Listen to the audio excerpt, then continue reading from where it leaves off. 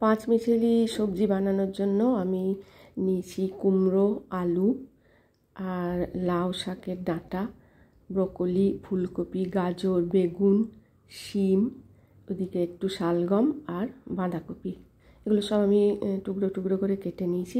সব ঘরে ছিল, একটু একটু করে এটা ওটা ছিল, তো সব মিশিয়ে করব বলে আমি আজকে সব ফ্রিজ থেকে বের করে এরম টুকরো করে কেটে নিয়েছি। আর নিয়েছি খানিকটা লাউ পাতা কুচি করে আর কড়াইশুঁটি। এই রান্নায় দেবো বলে আমি একটা মশলা তৈরি করে নিয়েছি। সেটা হচ্ছে গোটা জিরে, গোটা ধনে, গোটা শুকনো লঙ্কা আর একটুখানি মৌরি আর এক টুকরো দারচিনি শুকনো ভেজে গুঁড়ো করে নিয়েছি। এবার আমি কড়াইয়ে তেল দিয়ে 5 ফোড়ন, তেজপাতা, শুকনো লঙ্কা ফোড়ন দিলাম। দিয়ে আলু আর কুমড়োটা আমি আগে ভেজে নিচ্ছি। খুবই কম কুমড়ো আলু, কেন কি আমি আগেই বলেছি যে পড়ে থাকা সবজি দিয়ে করছি আমি। এবার আলু কুমড়োটা হালকা ভাজা হয়ে গেলে আমি সব সবজিগুলো এর মধ্যে দিয়ে দিলাম। আমি সব সবজিগুলো আগে ধুয়ে নিয়েছি, এটা আর বলার দরকার মনে করিনি, যাই হোক। তো খুব ভালো করে ধুয়ে গরম জল দিয়ে একটু নুন জল দিয়ে ধুয়ে নিয়েছি। তো সব সবজিগুলো এইভাবে, আলু কুমড়োটা তো ভাজা হয়েছিল, বাকি সবজিগুলো এইভাবে আমি হালকা অল্প আঁচে এরকম ভেজে নিচ্ছি। আর তার মধ্যে আমি দিয়ে দিলাম একটু আদা, গ্রেট করা আদাটা দিলে ভালো গন্ধ হয়। এবার আমি দিয়ে দিলাম পরিমাণ মতো হলুদ।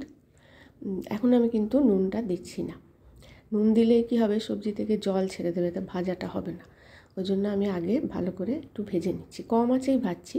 যাই হোক, আমি শাক আর কড়াইশুঁটিগুলো দিয়ে দিলাম, মানে লাউ পাতা আর কি, শাক মানে লাউয়ের পাতাগুলো। তো এইবার আমি নুনটা দিলাম, কারণ কি আমার মনে হলো সবজিগুলো ভাজা হয়ে গেছে। তো নুনের সঙ্গে আমি একটু কাশ্মীরি লঙ্কার গুঁড়ো দিলাম। এটা না দিলেও চলে, কিন্তু আমার একটু রং চঙে তরকারি ভালো লাগে, তাই ওটা আমি দিই।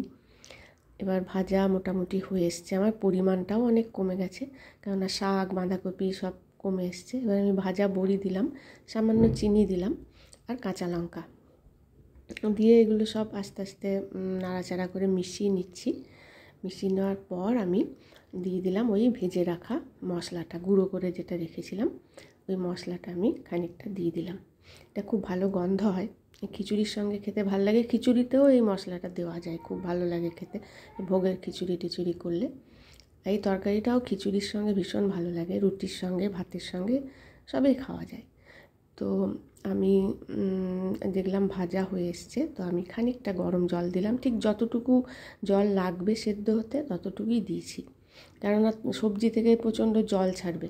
তাই হোক, তো আমার সেদ্ধ হয়ে গেছে। হয়ে যাওয়ার পর আমি এবার ঢাকা দিয়ে রেখেছিলাম আর কি জল দিয়ে, তো সেদ্ধটা হয়ে গেছে। এবার আমি কি করলাম, একটু ময়দা গুলে ওর মধ্যে দিলাম, তো 2 চামচ।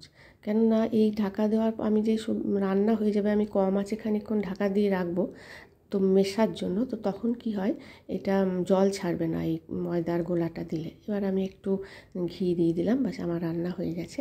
আমি পুরোটা খানিকক্ষণ কম আঁচে ঢাকা দিয়ে রেখে গ্যাস বন্ধ করে দেবো।